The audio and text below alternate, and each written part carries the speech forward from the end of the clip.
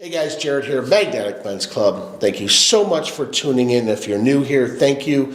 If you're already a subscribed member, thank you so much for your continued support. In this video, I want to just talk about the difference between winning and losing. And I know we all intrinsically know it, but society has a really unique way lately to let everyone feel that they're all winners, to let everyone feel that everyone's the same, that everybody should have the same result regardless of the output they put in to a particular situation. And that's simply not the case. In this world, the cost of winning is simply outperforming, outcompeting, sometimes outpaying, but really just out-hustling everybody else who's in competition with you. That's what it means to be a winner. In this world, you either win or you lose. When you get out into the real world, there are no participation trophies. There's no second place ribbons. There's none of that shit. You either win or you lose. If you've been hired for a job, it means nobody else who applied to that position got hired. You won, everybody else lost. If you marry somebody, that person is now out of reach for everyone else. Again, you won, everybody else lost. If your team won a state title or national title or something like that, that means all other teams lost. Similarly, in dating and relationships, if you're interested in someone, to win them over, you have to outdo, outcompete, be different in some, willing to do things differently than anyone else who's also interested in that person. That could be you're better in bed, it could be you're more supportive and helpful, it could be you're more available. It's up to you to figure out what the weaknesses of your competition are and hone in on your strengths and double down. That's what it is what am I willing to do in order to get this guy, in order to get this girl. That's the same way in relationships. Some people might say he or she's not worth it. It's not worth putting in all that effort to one person. And that's fair. I understand that. But understand with that mindset, you've just insured yourself to lose. The competition is about being stronger than your competition or weakening it. Both strategies are crucial in love and war and business. If you don't figure out how to do this in whatever situation, whatever dating situation, whatever business situation, whatever situation in your life, you're going to continue to lose. But keep in mind, getting what you want won't always make you happy. Winning often comes with the cost that always exceeds the value of the thing you won.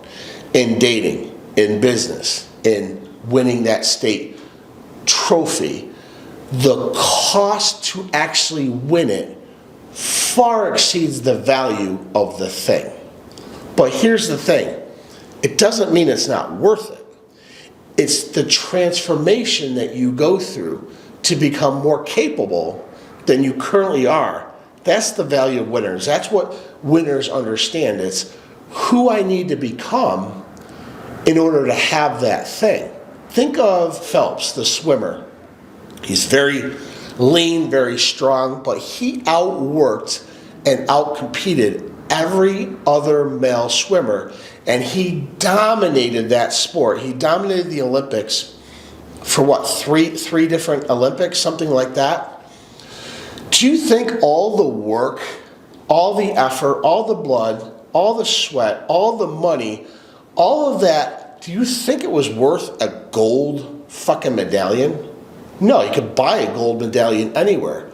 But it's to stand on that podium in the middle, saying that you're number one, that you went through fire, you went through hell, you did the work more than anyone else, and you were rewarded by being the winner. That's what a winner actually means. They understand that the thing that they won doesn't really have the value. It's the process of who you need to become. That's the key I want you guys to understand. That's the takeaway I need you guys to understand about the winner's mindset. There's always going to be other jobs, other people to date, other games, but in those situations and all other future situations, you're going to fall into the same thing. Winners and losers. There's always going to be the case. You're either going to win or you're going to lose. So if you want that job or that person or that thing or whatever, you must be prepared and capable of winning. And it's not always about money. We just talked about Michael Phelps.